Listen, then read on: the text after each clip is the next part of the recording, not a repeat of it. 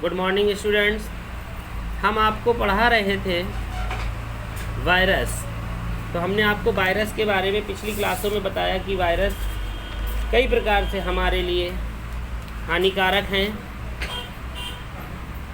और इन वायरस से मनुष्यों में कई प्रकार के रोग भी फैलते हैं, जैसे सामान्य सर्दी, इन्फ्लुएंजा, रुबेला, चेचक, पोलियो, छोटी माता पीत ज्वर, डेंगू, एड्स, रेबीज़, बड़ी माता। तो इस प्रकार के कई रोग हमारे शरीर में फैलते हैं और हमने आपको बताया था कि जीव विषाणुओं का आर्थिक महत्व क्या है तथा उनकी हानिकारक क्या है उनसे। और उसके बाद आज हम आपको पढ़ाएंगे विषाणुओं की कैंसर रोग में भूमिका, यानी कि विषाणुओं से किस प्रकार से कैंसर रोग हो जाता है। तो आज हम आपको विषाणुओं की कैंसर रोग में भूमिका, तो आज की हमारी हेडिंग जो होगी वही यही होगी कि विषाणुओं की कैंसर रोग में भूमिका। Role of virus in cancer.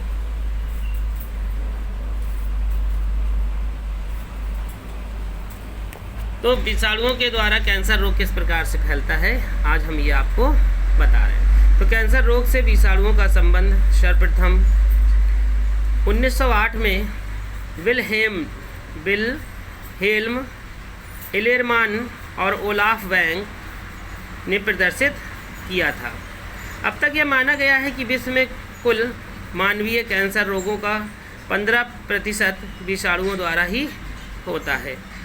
ये जनन चक्र के समय अपने जीनोम में डीएनए की प्रतियां बना लेते हैं, यानी कि बहुत सारे विषाणुओं को उत्पन्न कर लेते हैं। तो आपने देखा कि कई प्रकार से कैंसर रोग तो भी कई प्रकार से होता है। तंबाकू कैंसर होता है, शराब पीने से भी कैंसर होता है और कई प्रकार से, और लेकिन ये विषाणु के द्वारा किस प्रकार से कैंसर फैल रहा है ये इसमें था। जैसे रेट्रो विषाणु एक कुंडलित आरएनए जीनोम वाले एचआईवी की तरह होते हैं, लेकिन अन्य जो आरएनए विषाणुओं से अलग होते हैं, क्योंकि संदेशवाहक आरएनए के अनुलेखन से पहले डीएनए का संश्लेषण हो जाता है और अपने जीनोम का प्रतिकरण भी कर लेते हैं। तो इस प्रकार से विषाणुओं की कैंसर रोग में भूमिका होती है। तो आरएनए का डीएनए में स्थानांतरण किस प्रकार से होता है ये हम आपको बता रहे हैं कि आरएनए का डीएनए में स्थानांतरण, यही हेडिंग भी है, आरएनए का डीएनए में स्थानांतरण। तो यह आरएनए आश्रित डीएनए पॉलीमरेज एंजाइम यानी कि रिवर्स ट्रांसक्रिप्टेज द्वारा होता है।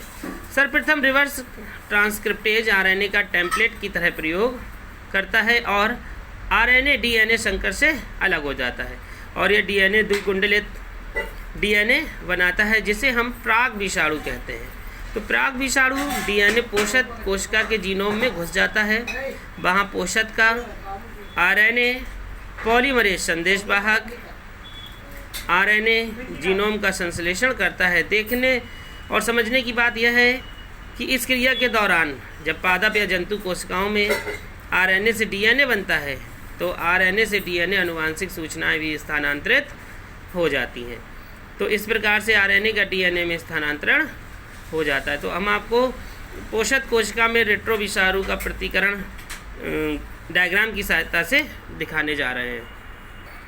तो ये देखेंगे, सबसे पहले तो इधर समझेंगे कि यह है पोषक कोशिका में रेट्रो विषाणु का प्रतिकरण। तो इस प्रकार से ये सबसे ऊपर से देखेंगे कि रेट्रो विषाणु चोल है और डीएनए आनुवांशिक पदार्थ है।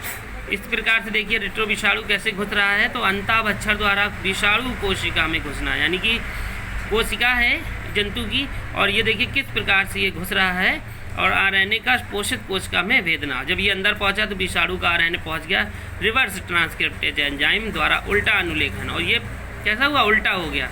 विषाणु का डीएनए यानी कि इसने प्रतिलिपि बनाना शुरू कर दी। विषाणु डीएनए का पोषक डीएनए से मिलना, अब डीएनए से डीएनए जाकर मिल गया तो पोषक डीएनए केंद्रक में ये पहुंचा। केंद्रक के बाद विषाणु आरएनए का बनना प्रारंभ हुआ। अब यहाँ पर आपने देखा था कि एक विषाणु अंदर प्रवेश किया था और यहाँ पर देखिए 3 नए विषाणु बन गए। तो नए विषाणुओं का निर्माण हुआ। फटने के बाद पोषक कोशिका में मुकुलन, और ये मुकुलन हुआ यानी कि उससे फिर बने तो नए रेट्रो विषाणु संक्रमण के लिए तैयार है, यानी कि शरीर में इन्फेक्शन फैलाने के लिए ये विषाणु तैयार हो चुके हैं। ये आपकी प्लाज्मा झिल्ली है। तो ये आपने देखा कि किस प्रकार से भेदन करके एक विषाणु कोशिका में घुस जाता है और जाके अपनी संतति किस प्रकार से वह उत्पन्न करता है और किस प्रकार से हमारे शरीर को इन्फेक्टिव कर देता है। तो ये था आपका चित्र पोषक कोशिका में रेट्रो विषाणु का प्रतिकरण। तो ये था आपका पोषक कोशिका में रेट्रो विषाणु का प्रतिकरण। अब अगली हेडिंग आपकी है सैटेलाइट विषाणु। सैटेलाइट विषाणु क्या है? सैटेलाइट विषाणु, इसे हम सैटेलाइट वायरस भी कह सकते हैं।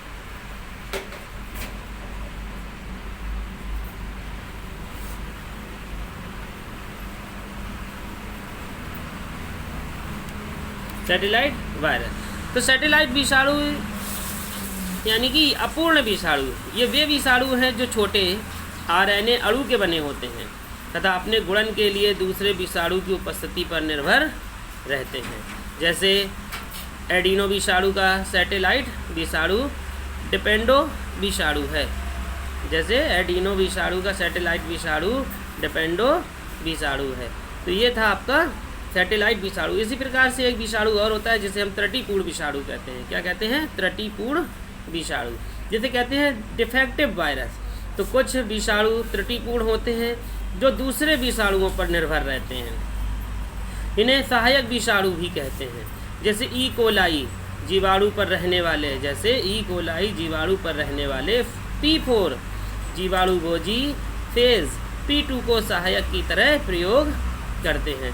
तो ये थे आपके त्रुटिपूर्ण विषाणु। इसी प्रकार से ये आज आपका चैप्टर 2 कंप्लीट हो चुका है। इसमें हमने आपको विषाणु पढ़ाया। जिस स्टूडेंट को विषाणु के बारे में समझ में नहीं आया हो तो वह कमेंट करके पूछ सकता है। और कल आपका चैप्टर जो होगा वो 3rd चैप्टर होगा। कल हम आपको न्यू चैप्टर पढ़ाएंगे मोनेरा, यानी कि जगत मोनेरा, किंगडम मोनेरा।